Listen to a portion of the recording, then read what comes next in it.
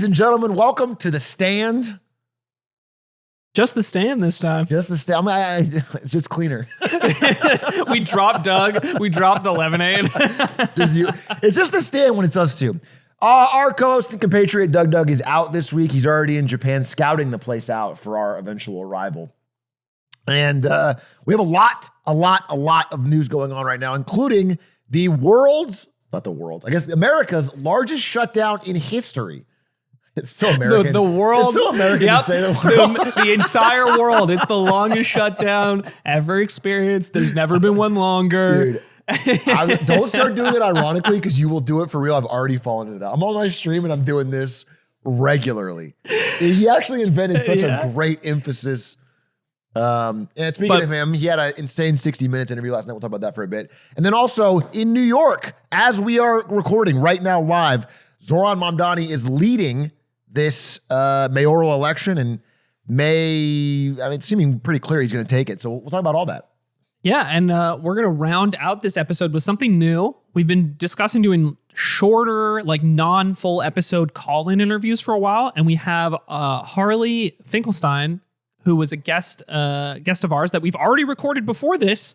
That'll be at the end of the episode and our discussion of that interview after. He's the president of Shopify, which just released its Q3 earnings, recently became the largest company in Canada by market cap. And it's just an interesting interview to get to, speak to somebody who runs a business. How funny it is that you scooter over here from the yard set, like talking about God knows what, and then interview CEOs. Yeah, that's my job. That is my job. What a deranged world we live in. But Brandon, we are on day 35 of the government shutdown. World record! And it is the longest government shutdown in U.S. history, breaking the record of the 34-day shutdown that was also during Trump's first term. And I think there's I wanted to do a short recap. We did an episode at the beginning of the shutdown where we discussed the reasons why this is being the case.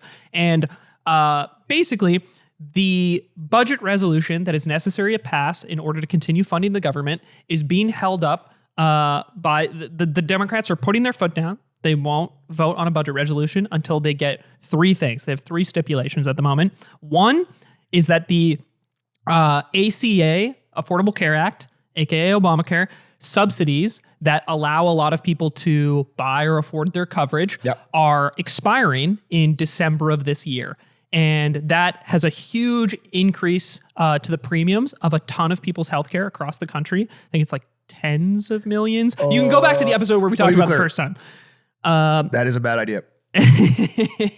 And also, second, reversing the Medicaid cuts that were passed in the big, beautiful bill earlier this year. We love the BBB. That we also discussed on an earlier episode. And then three, a point that goes unmentioned a little more often is Trump throughout the year Trump's administration has chosen to make unilateral decisions about cuts to agency spending, breaking from previously passed budgets by Congress. So Congress has laid out some sort of budget plan that would fund some sort of agency or organization within the government. And Trump, throughout this year, has made the decision to cut funding to certain areas, fire employees through organizations like DOGE or through himself. Remember Doge?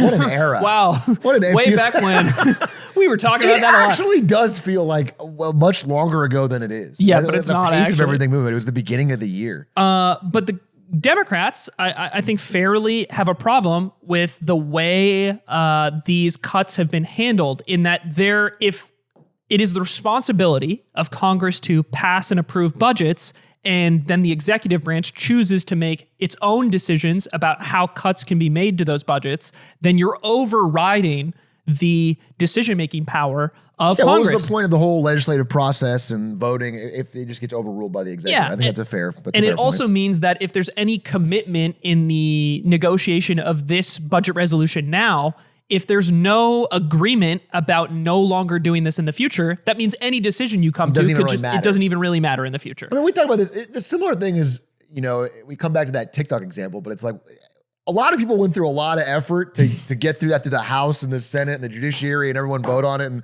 And then it didn't matter. He wrote an executive order and it changed. So it's like this. And nobody wants to fight that one. Nobody cares about Nobody cares about that one to fight it. But I think if you worked in that part of the government, it's like, well, what the fuck is the point? What are we doing? So those are the three stipulations that Democrats have chosen to put their foot down in a situation where they don't have a lot of like political support or credibility right now. Sure. And for them, this is a move to show some spine, hopefully gain back some support, and they have very little to lose. And then on the other side of things, the Republicans have throughout the month seemingly refused to negotiate. I've seen basically no news. I don't know if this is different for you. I've seen basically nothing about progress on the negotiation front. I have seen that this week, some quotes about people becoming optimistic, but no concrete progress as to a resolution to end the shutdown. Yeah, I will say, like, we talked about this when it was way earlier in the shutdown, that the thing that usually stops this train is people stop showing up for work on critical roles like air traffic control. They all play D&D? They all play, yeah, they all go play D&D. They put on fursuits like you, Aiden. And sorry, I'm just so stupid. I just make such dumb fucking jokes. I feel bad. But it's happening. It is happening now. That prediction that you made has come. I mean, credible look at the past. It's come to pass. People are calling in sick. They are they're taking their PTO. They're not showing up. Airlines are. I talked to someone whose mother is an air traffic controller, and he was giving me exact details of what's going on.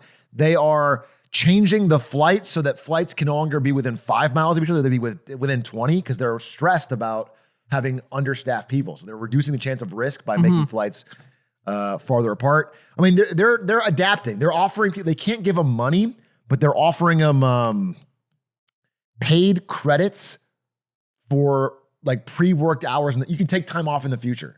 So if you work 8 hours now, you can get an 8-hour show off in the future.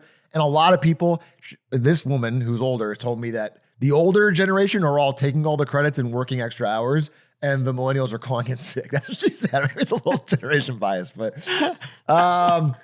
that's what we're seeing. And so, we've already seen some shutdowns at LAX and some major airports, and I assume that's going to continue to spread. So there is that pressure, but I will agree with you that, like, I don't remember that well the last shutdown, but I remember it having more of at least the pretense of negotiations during that weren't. This one feels like nobody's bothered. Yeah, there was a loose idea. This is all vibes, right? Yeah, this is vibes. Because it's hard to remember how exactly I felt at the time and what the news cycle day to day was at the time. But this is the first one where I have a feeling of, oh, we're not even trying to figure this out. Like, that's what it feels like. That is what it feels like. It feels like both sides concretely think the other one will cave, and they have nothing to gain by negotiating, really. Maybe that's more the Republican stance than the Democrat stance, but I listened to Trump's 60 Minutes interview last night. They asked him this question, and he essentially said, like, they're going to cave. That is his plan. It's a two-part plan. He said that, or we're going to get rid of the filibuster and then just force this thing through. Yeah, so I wanted to talk about that quickly. I had a misunderstanding of the filibuster before this. I thought the filibuster was exclusively when you delay the progress of a bill by continuously debating or talking about it. But they've been voting on the budget resolution over and over and over, the stopgap bill. Yeah. I think they voted maybe 12 times as of today, and they just keep not passing it, right? They don't have the 60 vote majority that they need to progress the budget bill, which still is a filibuster if you just continuously vote no on the same bill to impede its progress. And it's funny. I'm not surprised by this at all, right? But it's whatever party in power has the short-term view of let's get rid of the filibuster to create progress here. Because this was something the Democrats were seriously discussing, I think maybe 3 years ago. There was a push for the Democrats to end the filibuster because they would politically benefit from it at the time. And now it's twisted in the other direction where, all of the Republicans that were obviously against it at that time are now A lot of them are coming out in support of it. Sorry, this is not I don't think this is a unilateral thing where I think people in both parties understand the long-term consequence of eliminating the filibuster. Yeah. So there's not like this entire support for this direction. But now it's being brought up at whichever party happens to be in power and is being impeded brings up the idea of No, but I will say not all Republicans in that Senate Majority Leader John Thune of the Republicans flatly said no, we're not going to do this. Yeah. No, this plan, like to the question asked that Trump was proposing. And Trump was asked about John Thune saying that in the interview and basically said, he did like this. Well, I think that's wrong. Like he seemed like annoyed. So I don't know what kind of pressure he could put on John Thune to get that changed, or that there's two different views, because he also, again, I'm not alarmist here, but Trump talks about, the reason you don't want to do that, as you said, is that in the future, the shoe will be on the other foot. Someone else will have power. Yeah. They'll be able to use it against you. But Trump talks like that is never, he's like that. He doesn't have any.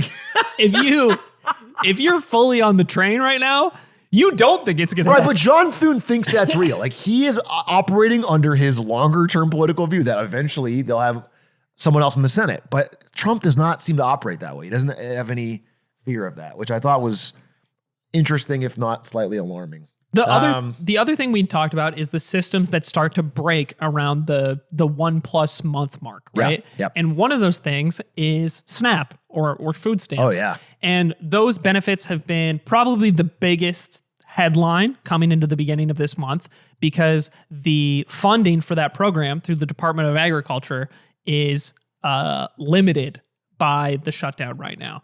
And there was a ruling. This is a little confusing for me to follow. I read a bunch of articles over the last few days. I was hoping you could illuminate for me. I've tried to parse it as best as possible. Per usual, I would say Trump's responses on any given day make this a little harder to follow.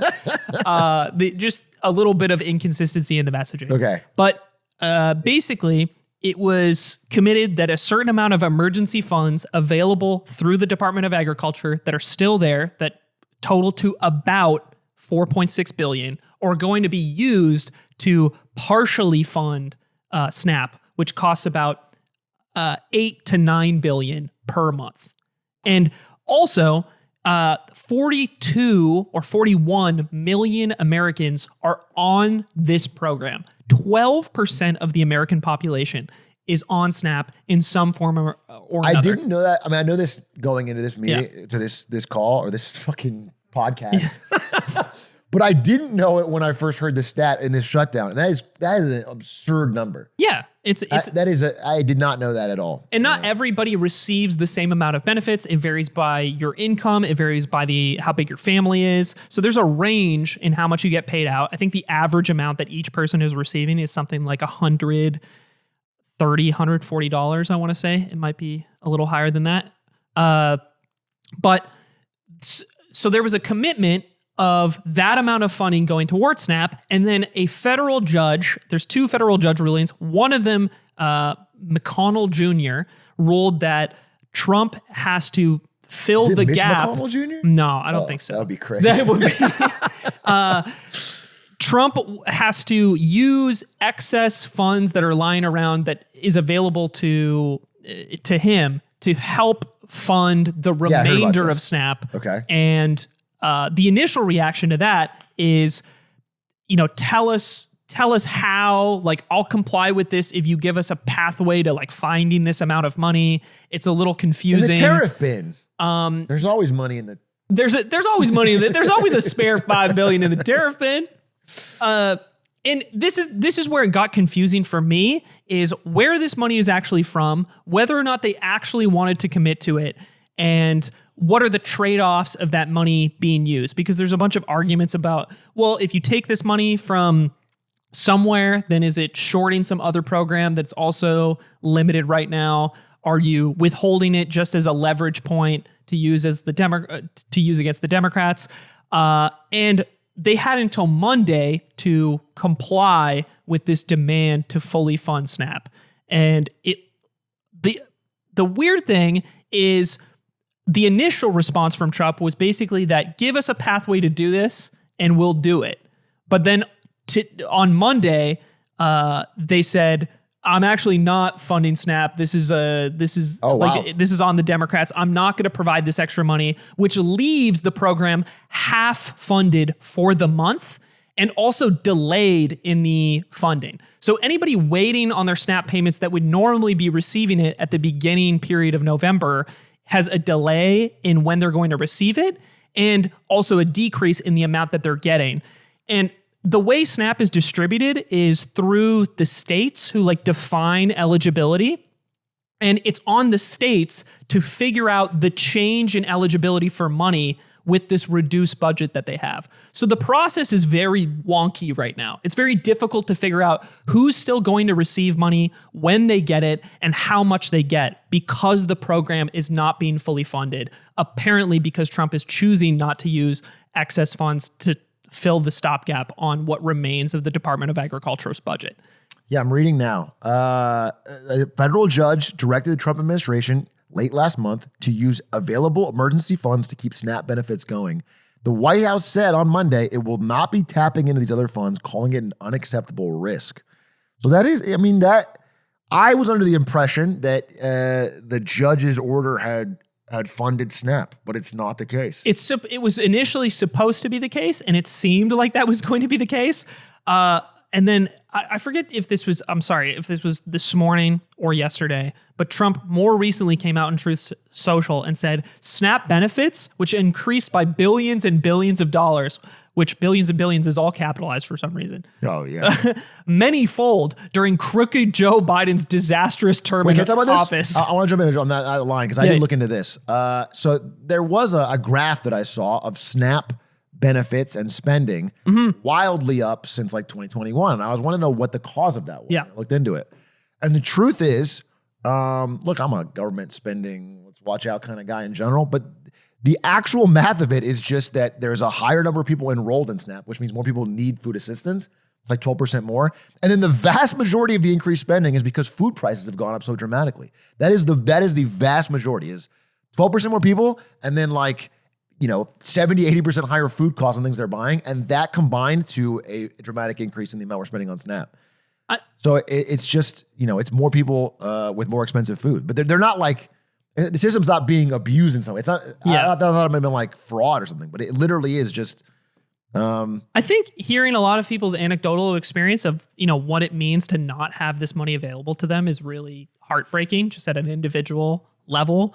An interesting side of this, outside of just, I'm struggling and I no longer get my SNAP benefits and I'm unable to put the food I need on the table. Yeah. Which is the standard thing we're probably all thinking of when we hear about something like this, is the opposite of, maybe a small owned grocery store or just places that sell food or accept SNAP as payment. Somebody in our Discord, Flora, said, I'm a grocery store worker here. Grocery stores are not getting money or purchases from SNAP customers, so the store is just making less money, which means less money for payroll and other expenses.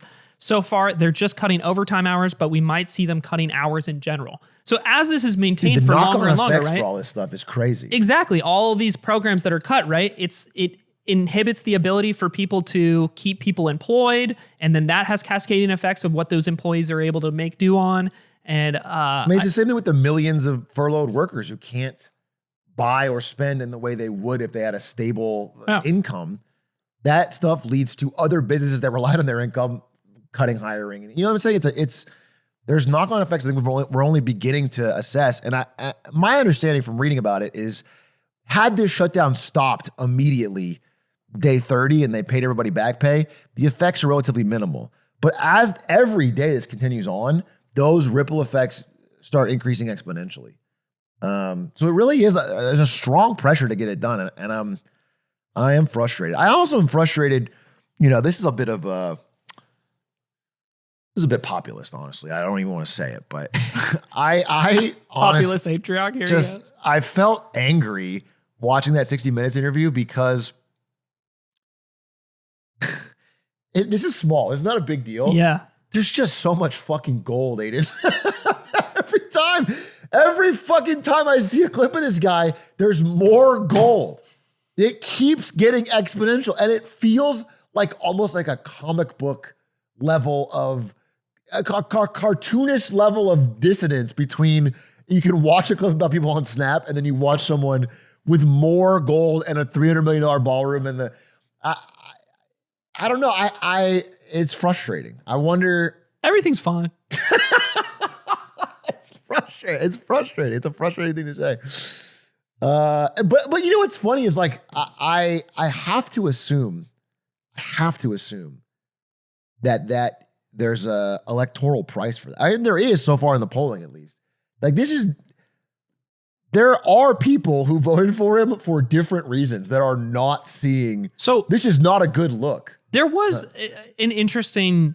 The Daily had done an episode this morning about the shutdown consequences related to Snap, and they're interviewing people at a food bank who would normally be Snap beneficiaries, right? Yeah. And this is another thing is like food banks are where else people go for help in times like this, but those systems are being strained further. They don't have enough resources. Yeah, food banks are at their all-time, maybe since the Great Recession, but the all-time in recent years utilization. People are there's lines. There's Exactly. And hearing there was a very specific woman there in West Virginia, and she's talking about how she feels disconnected from Trump as somebody who voted for him now because he was supposed to be this guy who represented and fought for people struggling in these situations. And this is the working class person that was hoping that this guy would turn things around for. And I know there's a portion of people who think that idea is ridiculous to begin with. And that person's like stupid for believing that. But you need to understand, like, that's the primary block of people that were really getting behind this guy. Is like economic circumstances were dire for so many people. And he is, for whatever reason, the guy who's going to turn that around. 100%. And now she said it in the interview where she's like, I feel like all he is doing is catering to rich people and forgetting about us, forgetting about the people who voted for him. And I don't have a poll I can't give you this outlook on how pervasive that sentiment is, right? But that's one person who's looking this situation in the eye. At large, the feedback from these people is not like the Republicans or the Democrats specifically are at fault here. The collective reaction is more like, government do your fucking job. Yeah, 100%. And that was her opinion, is like, this person who is struggling is being left in the dust by the guy I voted for. And I wonder how much that's catching on, if at all, because of situations like these. Like, how many more people feel that way when they're under this much stress to be able to put food on the table? Again, I mean, same as you, it's tough to give specifics, but I did look into it. I mean, he recently had, I don't know if this was YouGov or Newsweek, but it's his lowest poll of both terms. He just recently went under his polling at January 2021, which is right before he left office. This is after January 6th and after losing the election and during the height of COVID when America was pretty pissed. So he's 1% lower than that on terms of approval, or I mean 1% higher in terms of disapproval. So it seems like there's the impact. I will say the feedback that I saw when I was reading some of the individual stories like you're talking about was thing they mentioned that I didn't really think about was that he talked so much in the election about domestic issues, about America, about internal, about pulling back from, but he has spent so much of his time, especially recently, traveling and focusing on foreign issues, talking about foreign issues. And this, for me, I think a president kind of has to do both, but this came up a lot. People were mentioning that they felt he was not focusing enough domestically. And I did want to mention, because there was a big thing this past week with the negotiations in China. He did a whirlwind trip of Asia, meeting a lot of leaders there, and got us a truce in our Chinese trade war. I was going to give you an update on that. So how's Doug's mugs sitting? How are they looking? The 100% tariff is off. The mugs are coming. There's still a tariff. I was going to ask, are we down to zero? What number have we fallen back to? We're not down to zero. I think it's, depending on the product, it's between 30 and 47%. And I think we're back to something like May or June, like, after the Liberation Day. but before a lot of the escalation. It's basically a big de-escalation. And I have a lot of thoughts on this because, to be honest, if I have to give credit, not a ton of credit, but it's a better outcome than it could have been by a lot. Yeah. It is a de-escalation. It is a walking back on both sides. America walked back, one of its recent escalations, which was an expansion of the semiconductor sanctions, which were like not just the companies in China, but any company doing business with China. It was like the secondary sanctions. That was what escalated and caused Xi Jinping to bring out the rare earth card. They both walked back that. But it is a 1-year truce before they make an actual deal. It's basically like, we'll walk back to May and we're going to figure this out in a year. So the real question is, it's a race now between America and its allies to build a rare earth mineral pipeline in a year. That doesn't feel. Versus China to make, who's going to make more progress? Us on rare earths or them on semiconductors, on chips? That is the race. And Scott Bessent was out on TV talking about how, this was a mistake by China and we're going to use these 18 to 24 months and we're going to warp speed and we're going to build this stuff out. But he also in the same interview was like, China's been building this for 25 years. So I see a big disconnect between China moves pretty fast and they just spent 25 years on this. We're not going to realistically get close in a 2-year span. But in the short term, in the 1 year. You just don't believe in your country. You're so wishy-washy. It's not that I don't think it's possible over a long period of time. I don't think there's something uniquely special, but it feels hella optimistic, I'll be honest with you. So some people have said completely different things. People have said this is the greatest. Trump said it was a 12 out of 10 deal. I've seen people say he got totally dog walked. I've seen both. And honestly, it falls somewhere in the middle in that he got them back to buying soybeans. I like on a scale of dog walks to 12 out of 10. It feels more like a cautious 4 in my mind, where it's like they're buying the soybeans. They're getting rid of the rare earth restrictions. We can buy it for defense. You could stockpile it, which would be a smart thing to do, but nothing's solved. And a year is not a long time. In the scales we're talking about, a year is going to come up really quickly. And I think we're going to be in the same squeeze on rare earth minerals. That's what I think. That's the update on that. I don't know if you have any more. No, I hadn't followed what the results of the summit were. So I will say two things. They had a good handshake battle. Trump and Xi, they both did a little pull and stood firm. And then Trump did make Xi Jinping laugh in a way that I have never seen, and I've watched Xi Jinping clips for coming on 5 years now for my show. What did he do? I don't know. I wonder if you could pull it up, Perry. Trump. They're all across the table. Trump pulls out something, he shows it to him, and Xi Jinping smiles and laughs like I've never seen, like a giddy kid. Maybe it was like a first edition Charizard from the base set. I don't know what it was, bro. He was all smiles, which is I don't know, a little charm offensive, I guess. Oh. I want to know what was on that. I want to know so badly. I want to know what was on it so bad. I've been Googling. They don't reveal it. I wonder what he said or did. New York or what else? What want to talk about? Well, yeah. What we could talk about New York. As of recording right now, the election isn't over, but it is looking like Mamdani is going to win. Imagine he doesn't win somehow. It's the Cuomo comeback tomorrow. We look like fools. Cuomo's massive in-person last-minute voters is going to come swoop in and take this.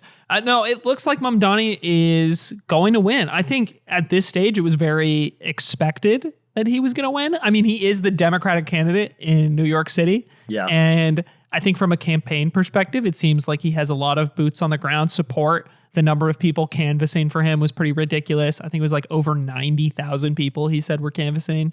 Yeah. I personally, exciting to see it finally come to a conclusion. I haven't seen so much Mamdani media and Cuomo stuff on my timelines. Like it's funny that like a city's mayoral election could spend so much time occupying my feed as somebody who lives literally across the country. On the other side of the country. But I do think this is exciting in the sense of I really want to know how this plays out. I want to see how he fulfills the base promises that he's campaigned on, which primarily have to do with a commitment to free buses, the 5 grocery stores that he wants to open, the freezing of a rent on a subset of apartments in New York City, and universal child care. And universal child care. I think those are the 4 things, though. Those are the things that he really hammers home. He proposed a tax on the city's wealthiest residents and an increase in the city's corporate tax. This is a proposal. I mean, who knows if that's core part of it. But my main thing with this, thing though, right? It's like this is it's kind of a big moment, especially if this does confirm any win. It's like it's gonna be so bad if this episode comes out and he lost. It's a blowout and he lost by 40 points or something. But I think we've mentioned this, but my first initial thought is, even if there was a couple small things that I've disagreed with Mamdani on, first of all, he's running against fucking Cuomo. It's like, I feel like people who I've seen, I listen to a wide range of political economic opinions. People who I've seen criticize him, I feel like are not being honest enough about who the fuck Cuomo is and what a low bar that is. Dude, Trump endorsed him. Yeah, that was another thing. Dude, Trump gave him, I think, honestly, the kiss of death. New York is a majority blue state, and Trump last night gives him an endorsement. You gotta vote for Cuomo. It's like that could not have helped in any way. And I think I'm excited about this. Cuomo himself said this. It's like, this is a war for the future of the Democratic Party. But he said it in a way where he thought he was he's not the guy. Yeah, he's not the guy. Like, if that's the case, then I'm glad you lost. You know what I'm saying? Like, even in the world where Mamdani utterly fails at everything he's promising, right? Either he delivers everything and for some reason it works out badly, or he fails to deliver what he's promising and people don't stand behind him. It's not like Cuomo was going to be the guy who guides the Democratic Party into the light. He is the old time version of everything that people hate about the party right now, no matter who the opponent is. 100%. And the idea that he is going to be the one to move the city or the party into the future is insane to me. And that's, I think it shows in that even the people standing behind him, like Channel 5 just did a video where they went to a Cuomo rally of support. And every person there basically is like, Mamdani can't win. And they like Cuomo. Like for Cuomo. There's no guy who's stepping up to the plate and is like, Cuomo's my guy. He's going to be the best. I haven't even in all of the video headlines, I haven't seen the guy. I don't know if that guy exists. I don't think so either. I have not seen it as well. Yeah. Yeah. And so I think that's what's exciting about Zohran more than anything. I agree with you. Like, whether or not any individual policy plan works out, I think it sounds simple, but he's young and not corrupt. Do you understand how that's the refreshing part? The bar's so low. The bar is so low. The bar's so low. And it's exciting to see. I think there's a support for him that maybe I'm consuming. Maybe it's the media that I watch, right? But there seems to be a genuine excitement and support for a politician in a way that you just do not see right now. I think that's why I'm excited and why I really don't want him to fail. Like, I have faith. 100%. I think I have faith in, like, he's someone I would have voted for, right? Yeah. But the idea of someone like this stepping up to the plate finally, winning, and then not succeeding, I think is going to be so demotivating because people are just looking for like a trickle of somebody to hope for. And he is that guy right now. I would say, can I show my screen real quick? There is a book that I read called The Confidence Map by Peter Atwater. He talks about how confidence distills into broader society, not on an individual level, but as groups, okay? And he talks about this way you can, people are broadly seeing the world. So on the bottom axis, you have certainty from low to high. On the right side, you have control, how much control you feel. So basically, how confident you are in what the future will look like, and then how confident you are that you can make a change to that, like have control over that. And he says basically recently, especially young people, especially people that are probably prime Zohran voters, People have felt under this middle line of control. Whether or not they're confident what the future will look like, I mean, maybe people feel like here, which is the worst spot to be. They have no idea what the future is going to look like, and they feel like they have no control over it. But even if they feel like they know how it's going to turn out, they feel like they have no voice. Yeah. And he says, historically, when this happens, when enough people are in these areas, they almost have like a fuck it moment. They have like a fight or flight type fuck it, where they jump above this line, usually to right here, no matter what. And that's what this feels like to me from people in the Democratic Party. People are just like, they want to feel like they have some agency or some control or some ability to have a voice and change. And Cuomo is not fucking that. Cuomo is the opposite, is the epitome of everything that is not, of just running it down mid in the same old way. It is running it down mid. It is. And I think they're willing to take risks. Basically, the biggest risk is doing nothing, I think, in their mind. And that is why he's getting such support. And so what I'd say is, you sound worried on whether or not, some of these things work out. I believe, based on sort of this map, it almost doesn't matter. He's a beginning of a broader trend. Do you know what I'm saying? It's like saying like the Tea Party. If that didn't work out, then that would have stopped. It's not about that. It is about like they wanted Jeb Bush and Romney out of the party. They wanted to take control, and they did it in their own Trumpian way on the Republican side. It's going to happen here, where it's just a new group of people who have had no voice would like a fucking voice. And, I think you're seeing it too with, we talked about Graham Plattner. Graham Plattner, I think understandably got some criticism and some pushback from revelations about his tattoo and things he said on Reddit. But the polling, especially among younger people, didn't budge. In fact, it increased in some areas because they see it as he is an outside. Like, this almost makes him more likable because they want change. I think I think it's a struggle to regain agency in some way. That's what it feels like.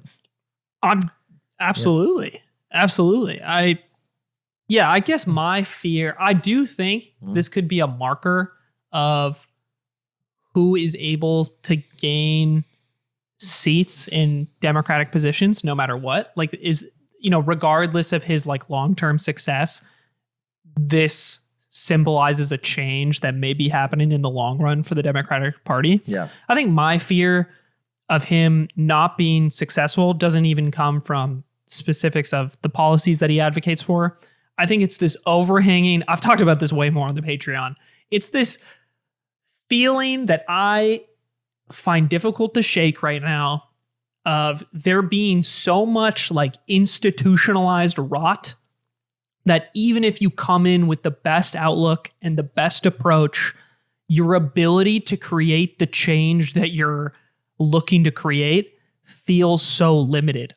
Maybe I'm in the bottom corner of that right now. Like, I don't have the agency. I don't think any person that steps into a mayoral position has, no matter what they do, can fight back against the greater trends that are pushing our country or our cities or the world in what feels like a negative direction right now. That's my most like pessimistic, fearful POV. That's hard for me to shake.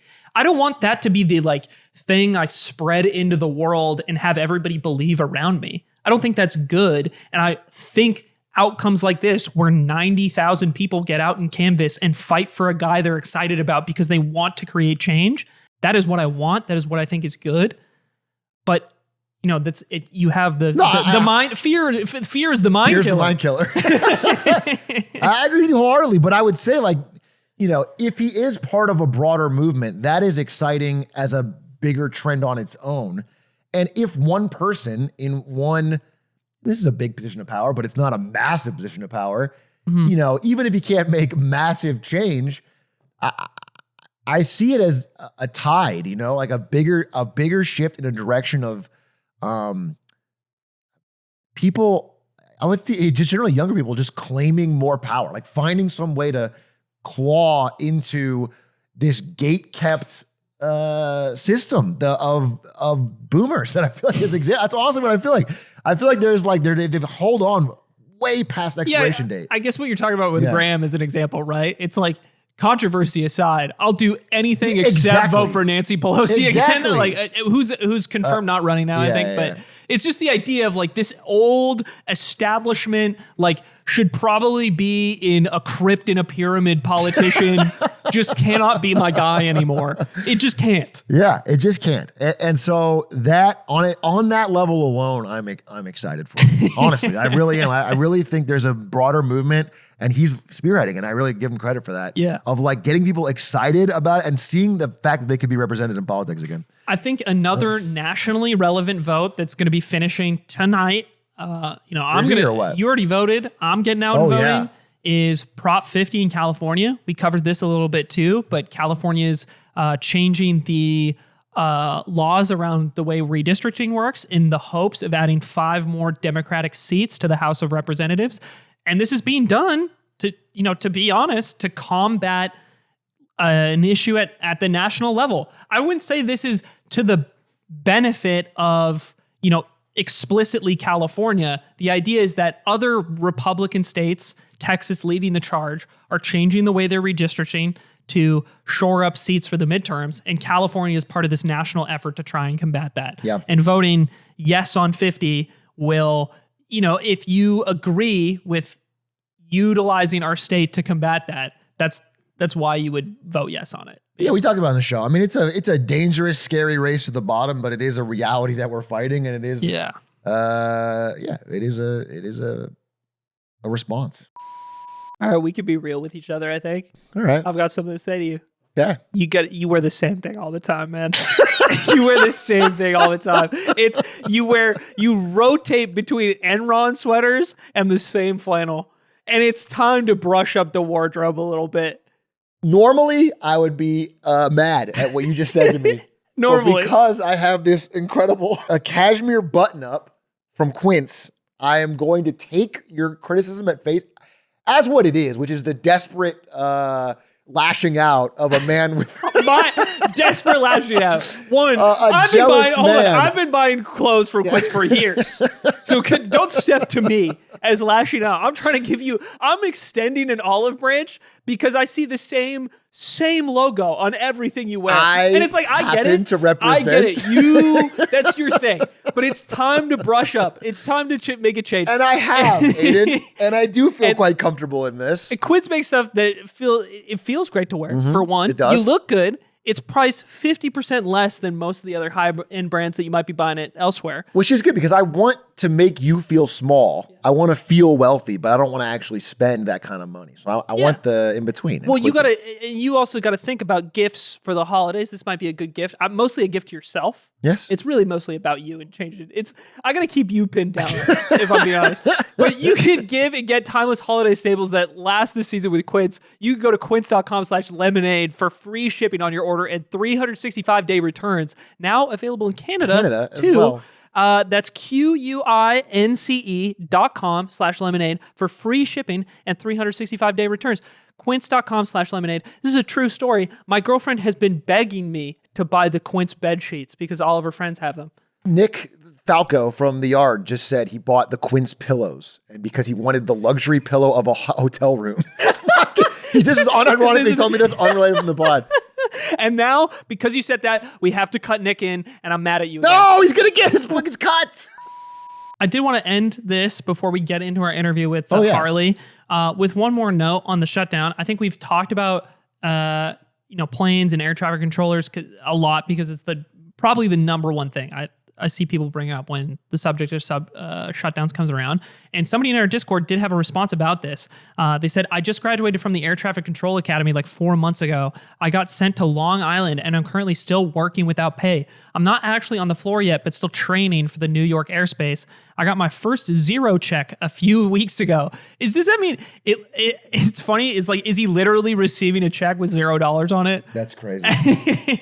And it sounds like we might get another one. Luckily, I have enough in savings plus family support for rent, but I know a lot of people who are not as stable. In our facility, more experienced controllers who have more money are lending out rent money to newer hires who don't have as much savings yet. Other than the no money, the biggest thing I have to do is to log every hour I am working plus any extra overtime pay I should be getting. The ATC union heads have said that you have to do this because whatever back pay you do will almost certainly not actually be correct to what you are owed. Turns out the people who run the books are also furloughed. So just an example of what they're dealing with on that side of things.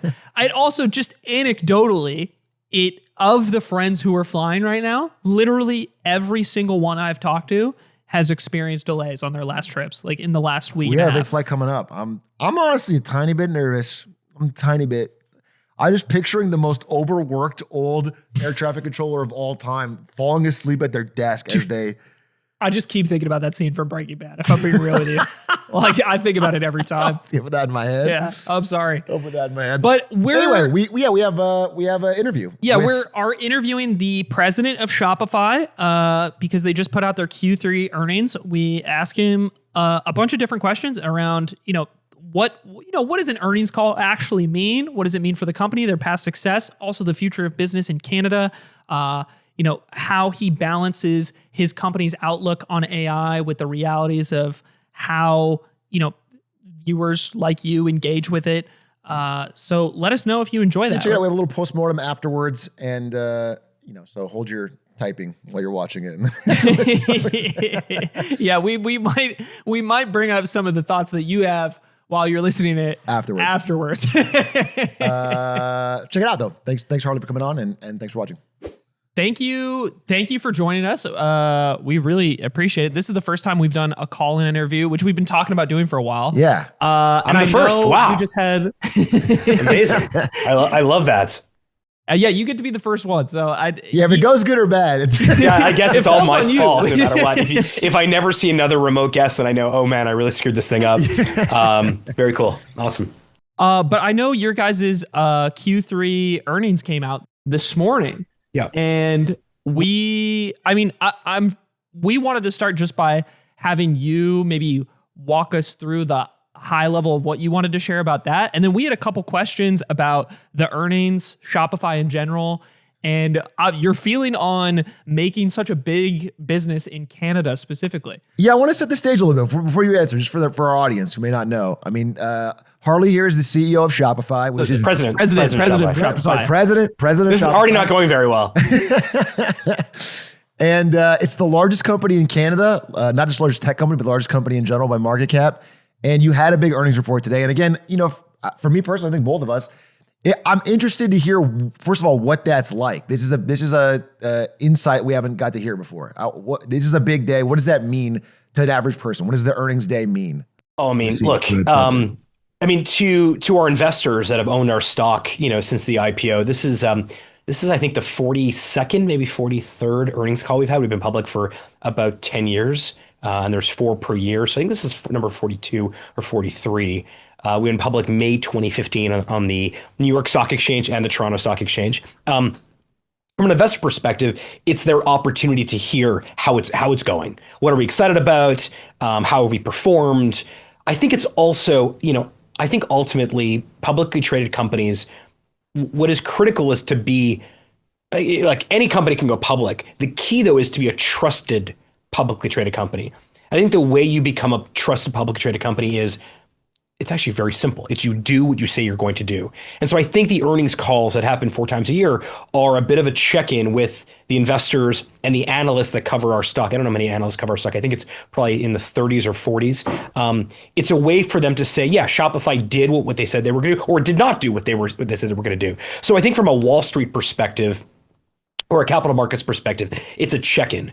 But from my perspective, it's just this amazing opportunity to tell our story, to update our story to the world, to people that are merchants, our partners, the media, our investors, people that are just generally interested in tech and entrepreneurship. And so, I mean, the high level numbers were really strong. We had our GMV, which is the sales on the platform, were up 32% year on year. Our revenue was up 32% year on year, and our free cash flow was 18%. But actually, just given who I'm talking to now and the audience that I know you folks think a lot about, like one of the things that I think is most interesting is that we put out a number today that every 26 seconds, a brand new entrepreneur gets their first sale on Shopify. So we've been talking for 3 minutes now. So, a bunch of new entrepreneurs got their first sale. Why does that matter? It matters because, and we can get into this if you want, but I believe right now we are living in like this golden age of entrepreneurship. And one of the tenets of that golden age, I think, is that the velocity of business growth is unlike anything any of us have ever seen. So what I mean by that is, someone that just got their first sale right now, maybe their identity changed. Like they went from being an aspiring entrepreneur to being a real entrepreneur. I mean, when you get that first sale from someone who's not your mom, like it's I mean, you guys probably remember that, like that first deal you got, that first sponsorship you got, that first, I sold t-shirts all throughout college. I remember that first purchase order I got from McGill University. It was a life-changing thing, not because of the money, but because now I wasn't just aspiring, I actually was an entrepreneur.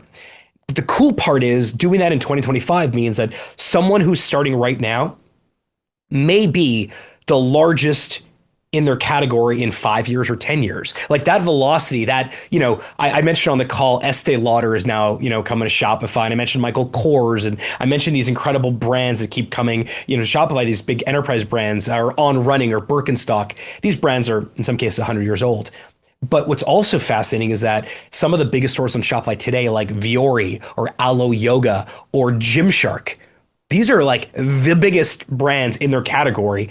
And I mean, Gymshark is maybe 10 years old. It was started by Ben Francis in a dorm room outside of London, England. And now Gymshark is ubiquitous. It's competing with Nike. So just from a perspective from being on this show, that's why I think earnings are cool, because I get to tell these stories, and it's like it's a storytelling opportunity. There's a lot to unpack there. I mean, first of all, I'll tell you, my mom still doesn't watch this show, so I'm trying to get that first. Oh wow, You're still aspiring. Yeah, I'm still aspiring.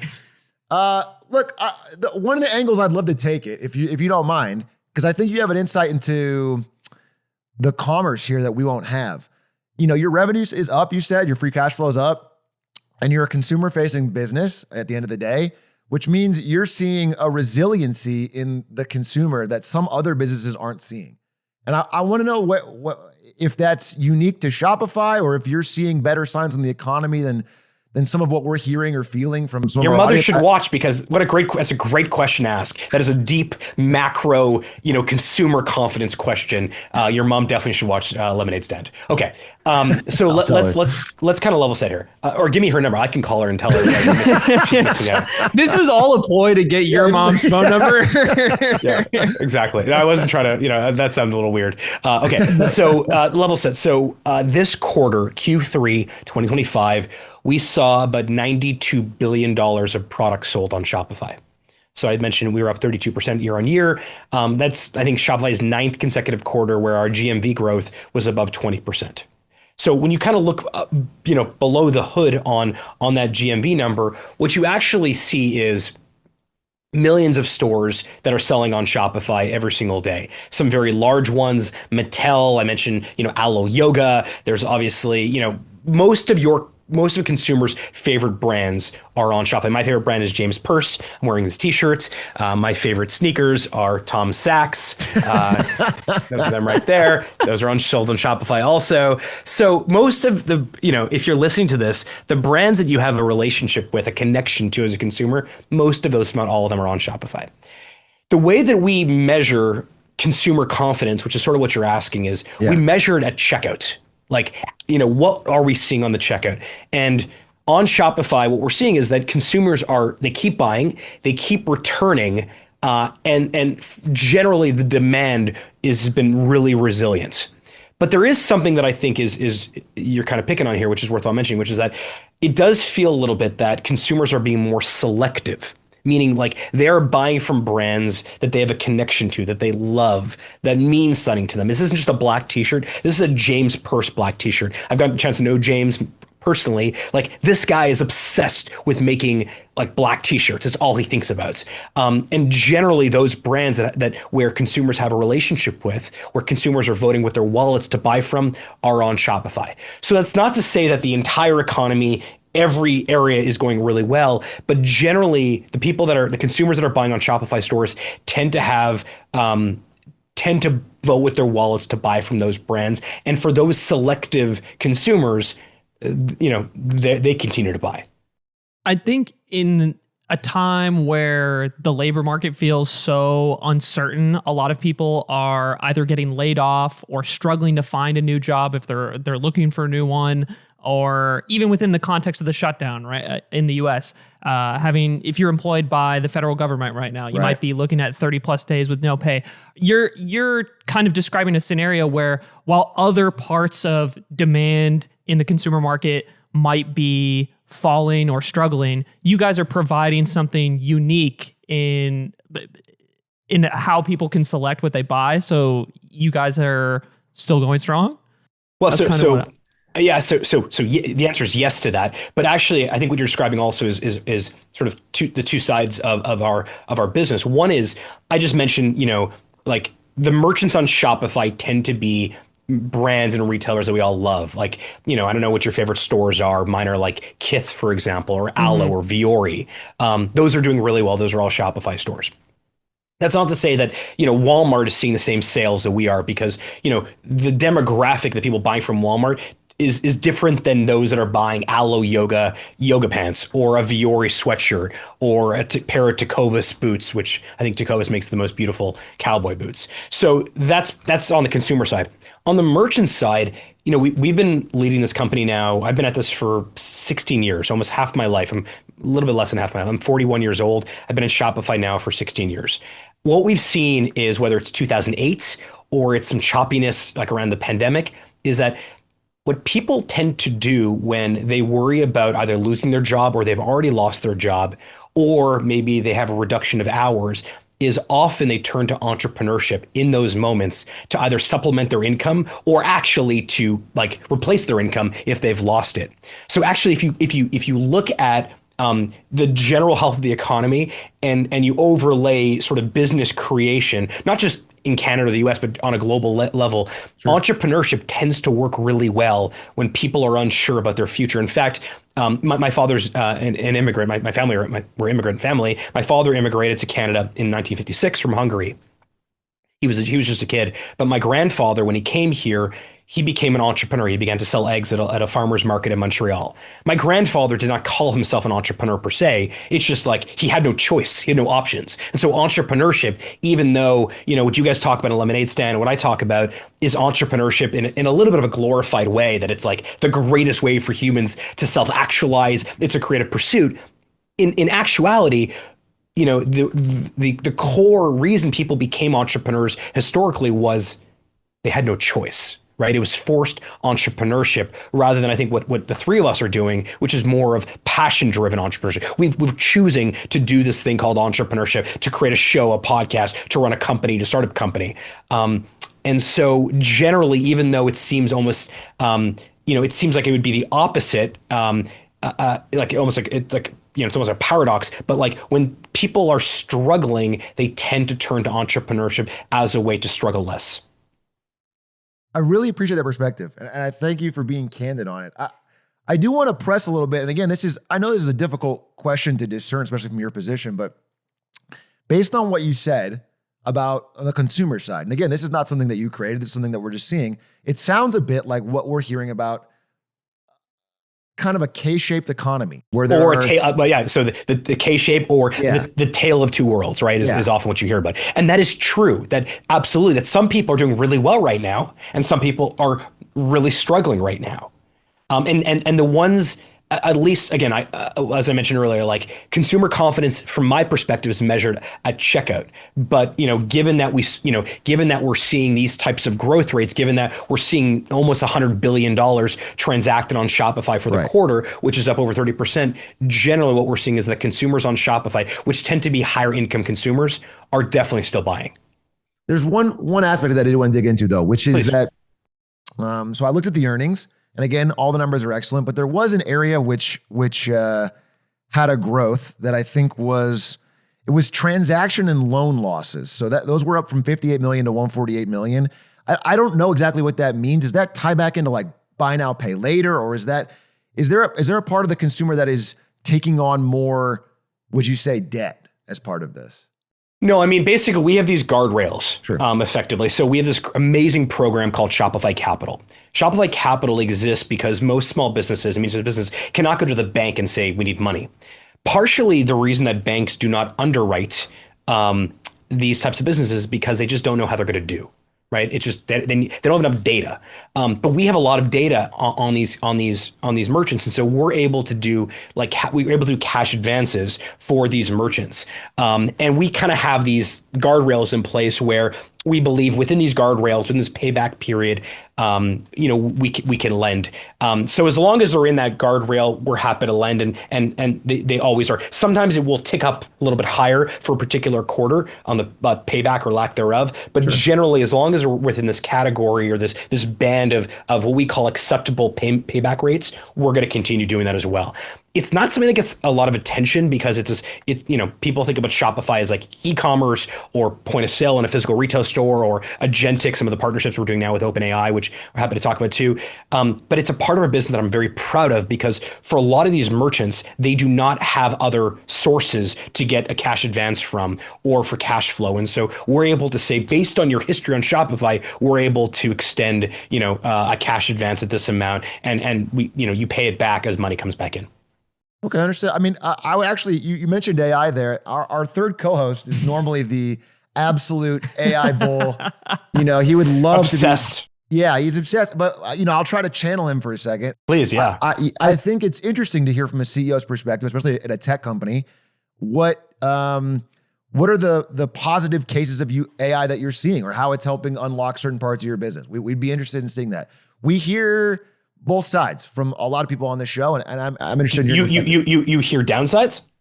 Yeah, absolutely, well, absolutely, absolutely. And to be honest, that's the second part, to the question, because I assume you have like a pretty positive outlook, which I think is fair, especially from your position. But I think from the bulk of our, maybe not just our audience, but even the sea of, I would say 20 to 30-year-olds who are not becoming entrepreneurs and not becoming a business owner. People who are just trying to get to their next job or figure out what their next day is like. AI is viewed very negatively right now. They don't see a positive effect in their life and in any real short-term future either. So with that context in mind of how I would say that average person views it, especially in that younger cohort, how does that balance with the benefits of it that we've also talked about on this show? Let me give you I would add to that. I would just say, I wouldn't say universally negative, but I'd say there's a sense of they don't see the upside yet. Yeah, everyone's a little bit uncomfortable. It's trepidation. Yeah, it's a little bit trepidation, and I'd love to hear. I get it. Look, I'm a consummate optimist. I think you have to be an entrepreneur generally because the reason I didn't become a dentist is because I think this idea of building something and no offense to all the dentists out there, but just not my style. I mean, I say dentist because it's a little bit more of a predictable career. Yeah, of course. Yeah. So I think you have to be an optimist. Let me take it from a couple different angles. We can talk about agentic commerce, which is like, using ChatGPT or using Perplexity to have a conversation and have kind of a personal shopper with you, which we announced we're doing with OpenAI, but that doesn't answer the question you're asking. I'll give you this really good example. One of the people one of my mentors, one of my friends that's sort of older than me that I really look up to and get a lot of advice from is a guy named Mickey Drexler. Mickey Drexler is probably as close to retail royalty as it comes. He was the CEO of The Gap for many years, 20 years. He also created Old Navy. He helped create J. Crew. He was on the board of Apple for, I think, 20 years or so as well, working very closely with Steve Jobs. So I've got to know Mickey really well. And I asked Mickey about the merchandising team inside of The Gap, like the people that took product photography, that wrote product descriptions, that decided what goes where and how does he make it look, and so people want to buy it. What's called merchandising. And I think Mickey had said that like at the peak of The Gap, there was like 300 or 400 people working inside of the merchandising department at The Gap. Okay, if you're a small business on Shopify or elsewhere, you can't go and hire 300 people. You don't have the money. You can barely hire one person. Maybe you're a solo entrepreneur. Shopify has a product. This is not a Shopify pitch, but just run with me for a second here. Yeah. Shopify has a product called Sidekick. Okay, Shopify Sidekick is effectively this. It's effectively, every superhero has a sidekick. We think every entrepreneur needs a sidekick. It is effectively your assistant that works with you, that knows everything about your business and knows everything about Shopify. And in Q3 alone, this past quarter, over 750,000 shops used Sidekick for the first time. Now, a lot of these shops are small businesses. And what they used Sidekick for was they did analytics with Sidekick. They did media editing with Sidekick. They did, they helped figure out like how to do replies to merchants. So, if a consumer sends you an email and says, "Where's my package?" Sidekick can actually write a reply and send it right back to the consumer. It helps you, you can upload a random photograph and it'll take a bunch of different photographs and it'll send a bunch of photographs back to you as if they were professionally done. If you're not sure what the product description should be, Sidekick will write it for you. If you don't know what geography a particular product is selling, Sidekick can do that as well. That all comes like baked into Shopify for $39 a month. So I showed this feature to Mickey. And he was blown away by it. Not blown away because like it did things that he couldn't have done at the Gap. He was blown away by it because what used to take 300 people is now available for $39 a month to anybody that uses Shopify.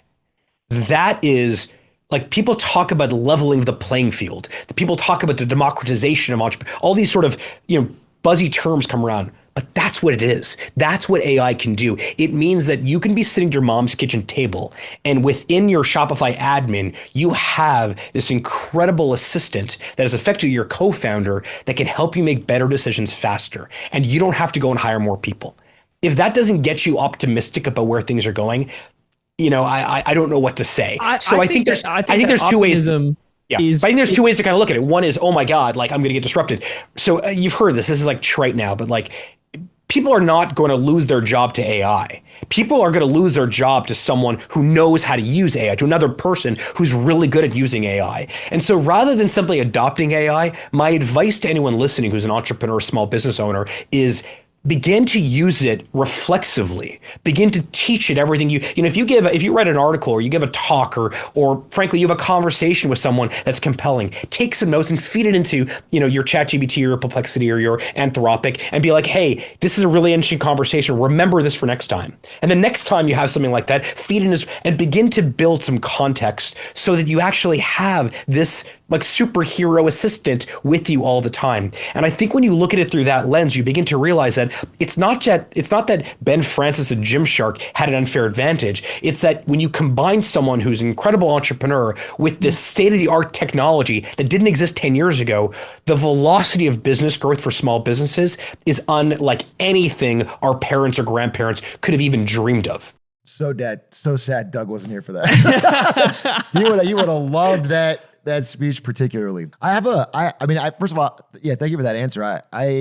I think Shopify, from my outside perspective, is sitting in a unique spot in this changing dynamic where I do think you do give an opportunity for people who want to dive into this new world face first. I think you're democratizing something. And now I feel like I'm defending AI. No. I don't want to be that guy. Genuinely, these are good answers in the sense that I think you're helping democratize the tools of what allow people to become successful if they want to pursue that thing, which, in the past, in the grand history of the world, was not available to so many people. Exactly. I can appreciate it. And not to say that everyone's participating, but more people are. Yeah, that's right.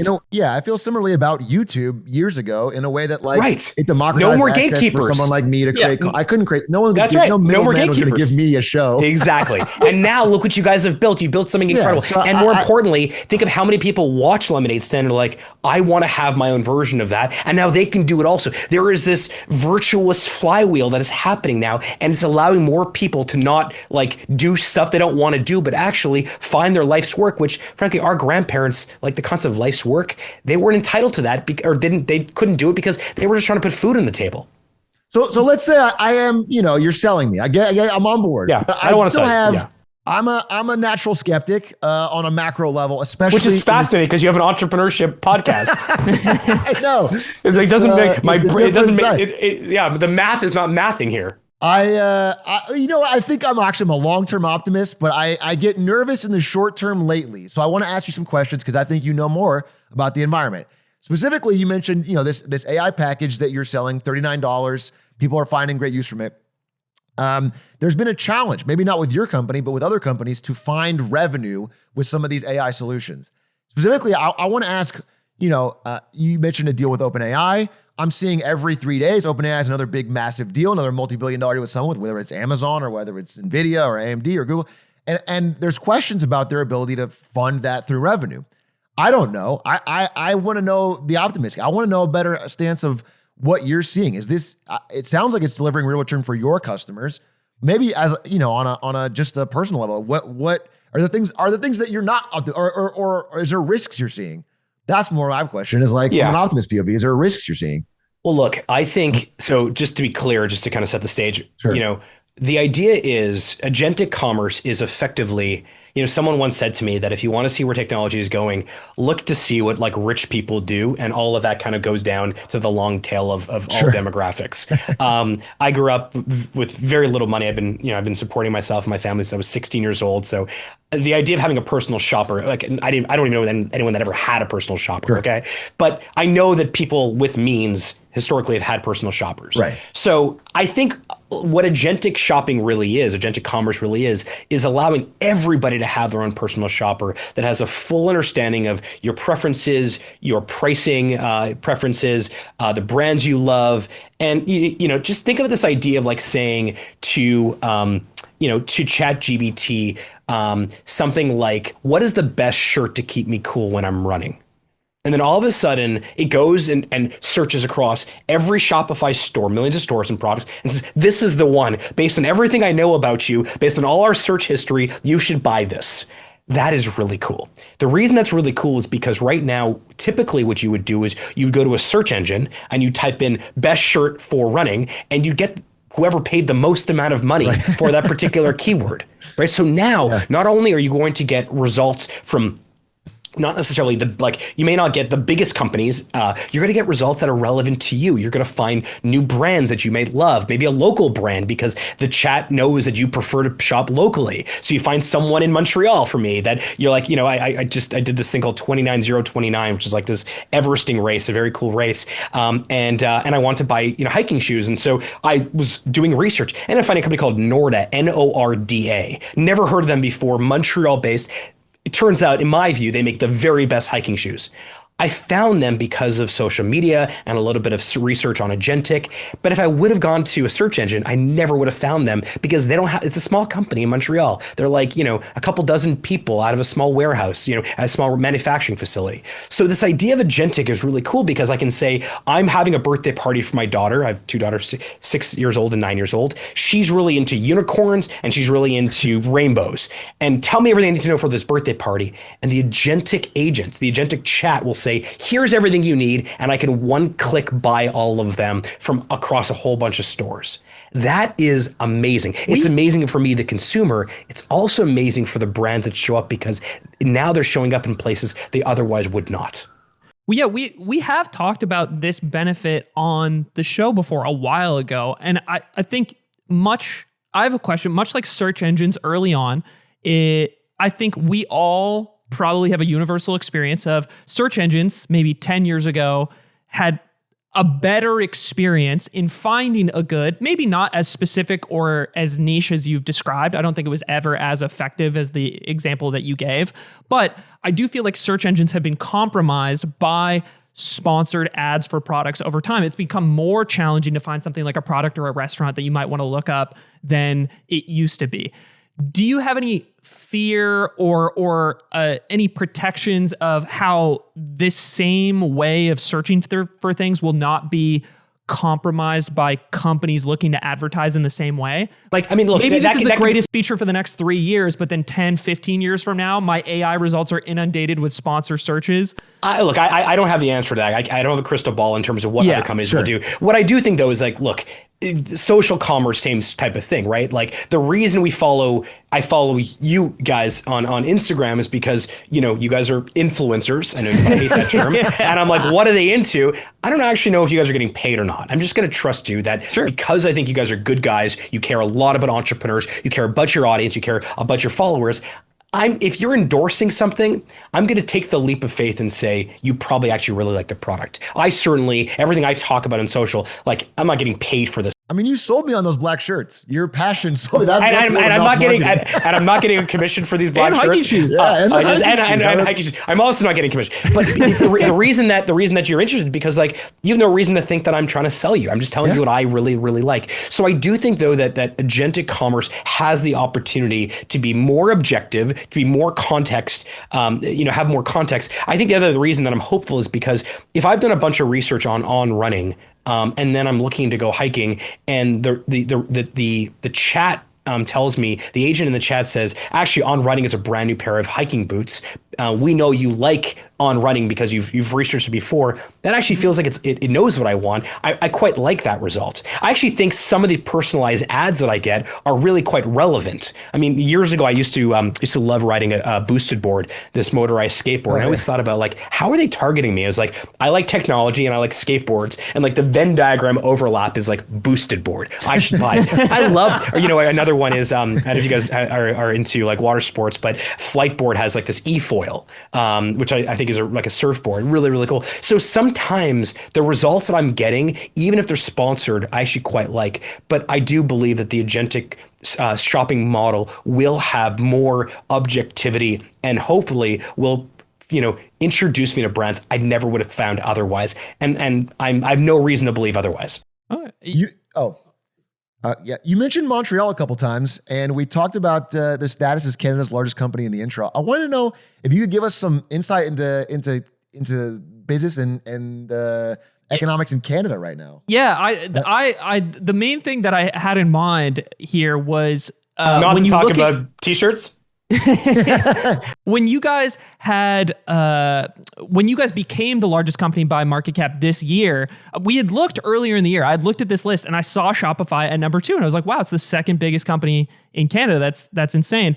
And then looking at it more recently, I was going through the list and I was like, oh my God, bank, energy company, bank. So I wanted to get a feel for your optimism for entrepreneurship in Canada specifically, because I think Canada has been in a rough economic spot a lot in the past few years, from talking to friends, from looking at election results, all of these things, right? And I wanted to get your optimistic take on this, which I heard you're pretty bullish on Canada as a place to start a business. And I wanted to get your feelings on that. Sure.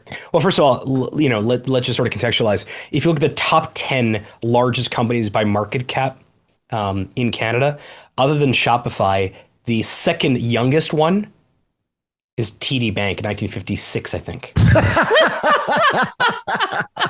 That's number 2. That's crazy.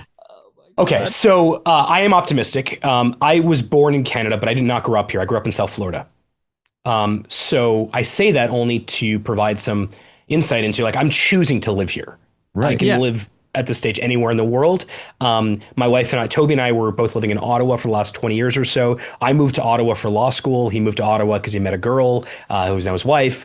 We both found ourselves in Ottawa, and we lived there for the last 20 years. And then sort of post-pandemic, we both decided we wanted to leave Ottawa. He wanted to come to Toronto. And I was thinking about like Miami, New York. I mean, spend a lot of time in New York City. I ended up picking Montreal because, frankly, it's my favorite city on the planet. It's my wife's favorite city on the planet. We both went to McGill for undergrad. So I very intentionally selected to stay in Canada, and very intentionally selected Montreal, which I just think is like the most entrepreneurial, cultural, interesting city I've ever been to. And I've been there now for 2 years. We've been living in Montreal for 2 years. It is one of the best decisions I've ever made. What they call the joie de vivre, like the joy of life quotient there, is unlike anything I've experienced anywhere in North America. Okay, so why am I optimistic in Canada? Well, first of all, I do think, though, that there is, I like the culture here, but that's not really the reason why I've stayed here. I think Canada suffers this tall poppy syndrome people talk about it, but I don't think we fully realize it. If you look at companies that are built here, traditionally, the path that these companies take, particularly technology companies, is they raise some money from venture capitalists or VC or private equity funds, or in some cases, angel investors, which means they're basically committing that at some point they're going to have some sort of exit, either an IPO or they're going to get acquired. They tend to take the acquired route more than the IPO route. That's the reason why you don't see a lot of Canadian publicly traded technology companies. And the ones that do go public, the examples we have are like RIM, like BlackBerry and Nortel. In fact, one of the things I lament the most is if you walk into any bookstore in Canada and you ask the clerk to show you some books on RIM or Nortel, it's like a row of the demise of BlackBerry, losing the signal. This is a cautionary. There's not a single book that talks about what BlackBerry did, which is it created the smartphone industry, or what Nortel did. There's no books on Alain Bouchard, who created Couche-Tard. There's no books on Sam Bronfman, who created Seagram's. The story of Chip Wilson and Lululemon is often not a very positive one, even though what Chip built, you can say what you want about Chip, but what he built is incredibly inspiring. Sure. I mean, he created a new category. So I think this tall poppy syndrome here, it does not serve us and is not helpful. And there's a couple things I think we can fix here. One, I think, is at the government level. I mean, you mentioned that, that I care a lot about this topic. I was very vocal last few weeks. The Canadian budget comes out today, but I wrote a memo about how basically to improve SHRED, S-R-E-D. SHRED is a program the federal government has where they give out $5 billion with a B every year to technology companies that are doing R&D research. It turns out that 80% of people that are filing applications to get SHRED use a consultant because it's so complicated. So what's the result of that? 30%, 20 to 30% of the $5 billion it gets out to the consultant. It goes to the consultants. Right. Yeah. So that doesn't make sense. So think about the consultants. Good thing about we don't want to leave the consultants in the street. I mean, sorry about the consultants, but like consultants should add value. That to me, I mean, it's adding value, but it shouldn't be value add that should exist. No, I understand. The second thing is education. I don't think we're teaching students to consider entrepreneurship as a viable career option, which to me is so sad. You get this list in fourth grade. It's like doctor, lawyer, accountant, magician, singer, actor, but entrepreneurship is never on the list. So I think that's part of it. And maybe the last one is we have to just celebrate our own. We have to become champions for all of us. I just met you guys today, but I've been talking about Lemonade Stand for a while, because I think what you're doing is really compelling. And anyone that talks to me about small business podcasts or shows that create great content, I bring you up as an example of someone that I think a group that's doing things really well. They do that well in the US. They they sell each other all the time. We don't have to be like the Americans, but this idea of grow big, but if you grow too big, your head gets chopped off, a la, tall poppy. I don't think it's working for us. But here's the good news. I've personally had more engagement with the government in the last 6 months than I have in the last 6 years. They seem to want to listen. We'll see what happens in terms of the results. The second thing is I see companies like Ada and League and Wealthsimple and Lightspeed and Super.com and Clio in Vancouver. And I'm seeing all these incredible Canadian companies that are getting really big. And there's an appetite to stay independent, not get acquired. So I'm really excited by that. And third, if you think about funding, the best investors on the planet, from Silicon Valley to London, New York, California, wherever they're from, they're agnostic to geography. They're investing in the best companies, and a lot of those investment dollars are coming here to Canada. I mean, Wealthsimple, I think, just raised at $8 billion valuation. Clio is at $1 billion valuation. We're beginning to see kind of this new version of Canadian capitalism, and I think it's exciting, and it's driven by entrepreneurs. That's really cool to hear. I'm Canadian myself, so I think this is a story that you don't hear from Canada very often, which is that there's a lot of light at the end of the tunnel right now, a positive future to look towards. I think that's if really Shopify plays the role of role model because of our size. That's cool. We take that seriously, but I don't want necessarily I want Shopify to keep growing bigger. I also want to create I want that top 10 list. Okay, so we talked about the top 10 in Canada. Now look at the top 10 list in the US. The top 10 list in the US by market cap. I think most of those companies, maybe other than Apple, have been created in the last 20, 25 years. I mean, Google maybe it's 25 years ago, but like in the last 50 years, I'm pretty sure the entire list of the top 10 by market cap valued companies in the US have all been created in the last 50 years. Whereas there's only one in Canada. Yeah.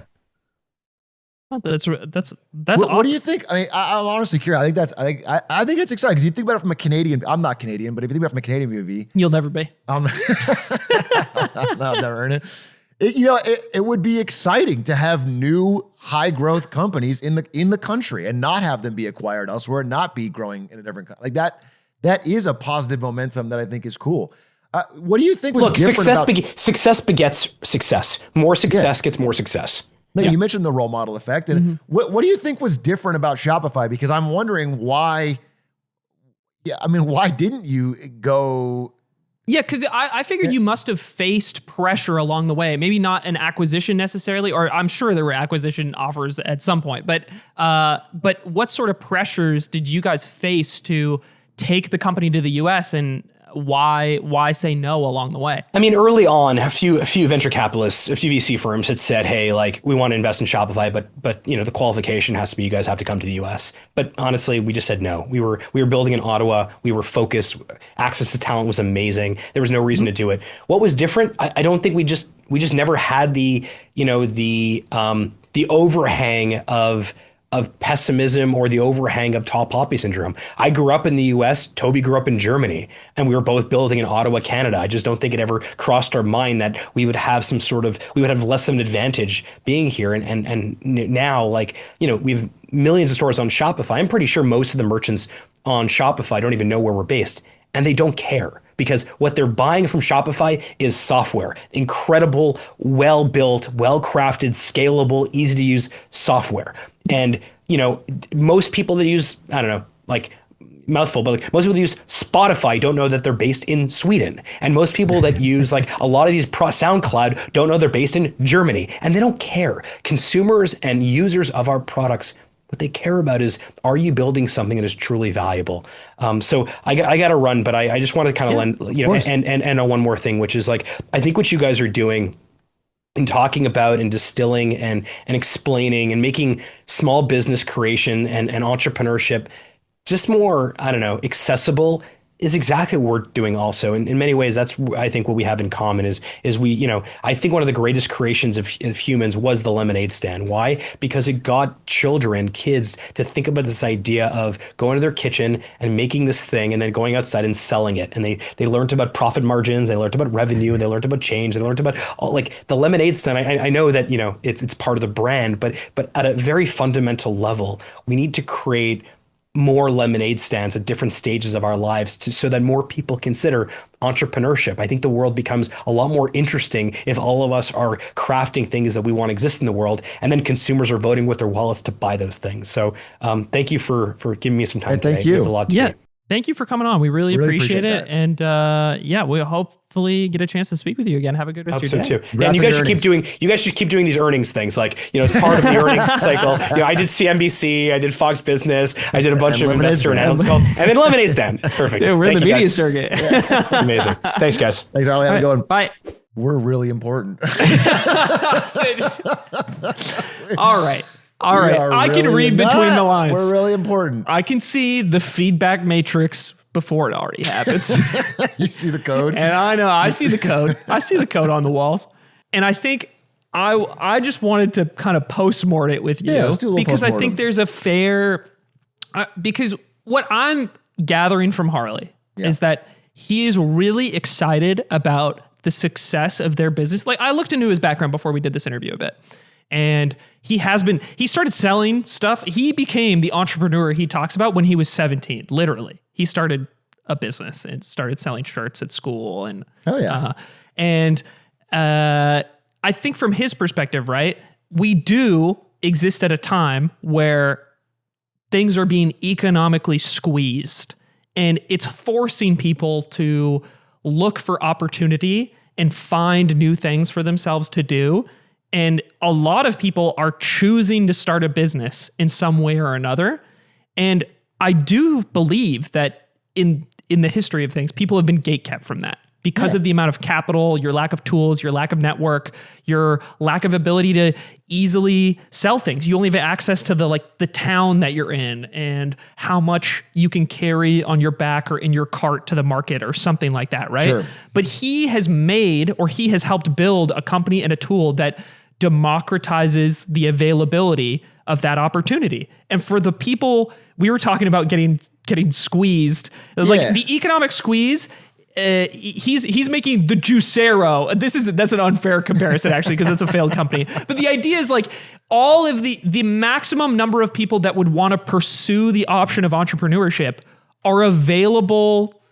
They can pursue it because of the availability of a tool like his. And that's what he's psyched about. I think we had similar reactions to some of the things he was saying. I think we can see the reaction in real time as he's saying. It's like it's walking into oncoming traffic and I get it. I'm like, Harley, no, there's a rake. There's another rake, Harley. And but I think in a lot of ways, I agree with a lot of what he's excited about. No, that's what I wanted to say is like, it's your squeezing example is like, I don't think this guy is the guy squeezing.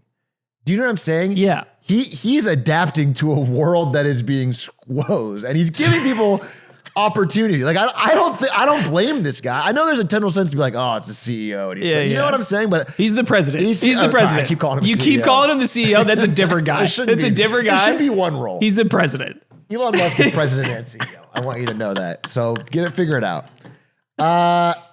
So it seems like a nice guy, and in some ways, I do agree with some of what he's saying, and I think for some people that is it's factually a provable path that worked quite well. Shopify has helped some people, but I wanted him to reconcile with the idea that no matter what, not everyone can become an entrepreneur. It's just not possible. That was the main thing I'm trying to get at there, and he is the president of a company that relies on this flow of entrepreneurship. So he's not going to, in his position, there's no reason to not feel positive about the position that he's in and the service that their company is offering. And I don't discredit him for that. And I think the main thing when I was parsing through how I felt about what he's saying is I don't think he was saying entrepreneurship is the solution for every single person's economic strife. He was saying that for those who have the desire to pursue it, the tools and resources are available to you to pursue. But it did remind me a lot of that Diary of a CEO debate with Gary Stevenson and the other guy, where other guy just keeps saying like, you have more tools and resources to start your own business than ever. And Gary is like, they just can't all do that, man. And if you always tell everybody that is their way out, then people have a really depressing outlook on how their economic situation is all their fault because they just didn't become an entrepreneur. And I don't think he's saying that. I want to be so clear. I do not think he's saying that. Like, I want to steel man him a bit in that, like, he's not a politician, right? He is just providing a service to people that do have that worldview. Exactly. And so, and I am the parts I like the most were the Canada parts, because I do think it is somewhat admirable to stay in a country like Canada and help build a business there when I think he understated the amount of pressure there is to do that elsewhere. Can I give you just a personal anecdote about this? I looked earlier this year at the biggest companies in Canada, and I was very surprised to see, oh my God, Shopify is the second biggest one right now, next to all these giant Canadian banks and energy companies, right? And I noticed what he said. I didn't have the exact year, but I'm like, all of these companies are old as shit and work in some ancient business. It doesn't feel like anything like flashy or innovative is really like filling out this list.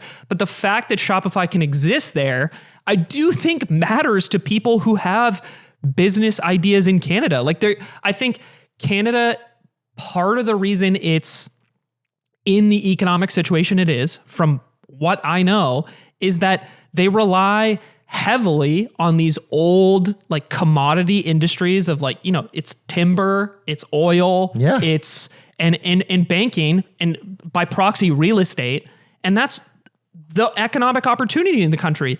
And when you have a company like this that's providing, kind of a novel new service and breaking out and becoming the biggest globally competitive, sir. Like the people need that hope and representation in that way. It's funny to talk about representation in this context, right? But just even opening the list as a Canadian gave me some hope. I was like, oh my God, you can do it. And having that bit of hope means a lot to a lot of people. I'm not saying it's a policy solution to problems. And I think that's the important thing, right? He's not a politician. He's not writing the policy prescription for lack of affordability in Toronto. He's not that guy. He's not that guy. He's the guy offering a tool to those who wish to pursue starting their own business. I think I have a pretty wildly different worldview from that guy in general, but I had no problem hearing it. I think I was you know, the optimism is interesting to hear, and he I don't blame him for these problems. I guess I just don't. I don't. No. Yeah. No, I don't think so either. I was excited about what he had to say about Canada the most, the fact that he has that outlook and there seems to be a growth of like new companies in the space. The tall poppy syndrome thing is interesting because I you hear that about the Nordics a lot. Yeah, you hear it about everywhere outside of the US. I think this is the way that this is. All my Australian friends talk about this. All my Scandinavian friends talk about this. European friends in general. Canada also similarly, I think Canada, because of its proximity to the US, I have always felt is the least like this, but I also didn't grow up, like I didn't go to high school in Canada, right? And I didn't go to college in Canada. So maybe I'm just, the window of that is not there for me. So it's interesting to hear it from him and really point that out as a culture of why people don't want to push new innovative ideas there. It sounds like the tide is turning a bit, and I think that's interesting and cool. But I think when he was wrapping up and he was talking about the lemonade stand thing, I can feel the collective eye roll. I can feel it. I understand. I mean, part of it is like, that reflects a certain unfamiliarity with the show. You know what I'm saying? Yes. The idea that we're telling everybody to get out there and open their own. That's the name of the show. But there's a lot more. And that's fair. For me, it's a balance because I genuinely like hearing from people in vastly different circumstances and locations from me. Like this guy, I've always wanted to ask a CEO what's going on in their head during earnings season. I've always wanted to ask that. Yeah. For a big tech company, I think that's interesting. And he didn't shy away when I asked him about rising loan laws. He answered the question. No. I respect that. So for me, it's a balancing act where I can hear it and I have an internal eye roll, but I don't want to roll. I don't want to be an asshole. I don't want to be like, you know what I'm saying? I basically want the audience to be able to hear it and understand that your worldview can say the same. You don't have to, you're not challenged. You can just take the parts you want to hear or learn from, and I think that's fine. I think hearing him out at the end is like, what is he actually trying to say, right? He's just... And what do you want him to say? You know what? That's the question I would say is like, is he really going to get up there and honestly say, yeah, fucking, you know what I'm saying? He's not going to do that. He's not going to be like, it's fucking dog shit it's out there. It's fucking dog shit out there. Canada, probably doomed, bro. He's not going to say that. And so like, just have your expectations somewhat set. People in that position generally have to be like constant sources of momentum. Do you know what I'm saying? They have to constantly be like, they have to almost gas themselves up to keep things moving and going because that is what their job is. Yeah, I think you kind of need to be that guy to be in that position. To be in that job. It's just not. Yeah. So I think take that for what it is. I'm glad we did the call. It was interesting. Yeah, I liked talking to him. He has an energy for the work, and it's fun to hear it from a company that I've actually like engaged with and used so much too. It's like they make a good product. It is a useful, good product that is. It'd be interesting for you to try that AI thing too, because I can't judge that stuff as he's saying it. Like it sounds useful. It's nuanced. It's fucking new. It's just so fucking horseshit. Everything's got to be goddamn. God, why does it all have nuance? Fuck. I want everything. I wish. God, I wish it was black and white. God, I wish. As a wrap up on the interview, I think this is an opportunity that we will have more, and I'd be open to hearing more questions from people that they want asked. We will have the opportunity to ask people in similar circumstances more questions in the future. And I just want them to be ideally just well thought out in what the person is able to realistically tell us. Because it's like, he doesn't have the answer to how do we transform society so that everyone is better off in the wake of AI. And I just didn't ask him and he's got it. He was just waiting to say it and he never got asked. Yeah. Yeah, I agree. I mean, listen, I think we're circling the same thing, but especially with regards to AI, it's like the things that line of logic would lead down is some way of redistributing I think people not working in Amazon warehouses is a great thing. One of my friends is working Amazon driver. He fucking hates it. He talks about how miserable he is all the time. Like that job doesn't need to exist. That's a human thing. But the benefits that accrue from having a job have to exist. Yeah. And so he's not the guy to figure that out. And I agree with you that we should, if you're genuinely curious and have questions for someone like that, I think that's a good question for a politician. Like the next politician we have on, that's what I want to ask them, because that's who's responsible for that outcome. It's like, yeah, I don't want you to figure this shit out on the spot on lemonade stand. Anyway, interesting, guys. That's the end of our show. We'll try something different today, different direction, and we'll see how it goes. Yeah. Response. We'll see you guys next week in Japan.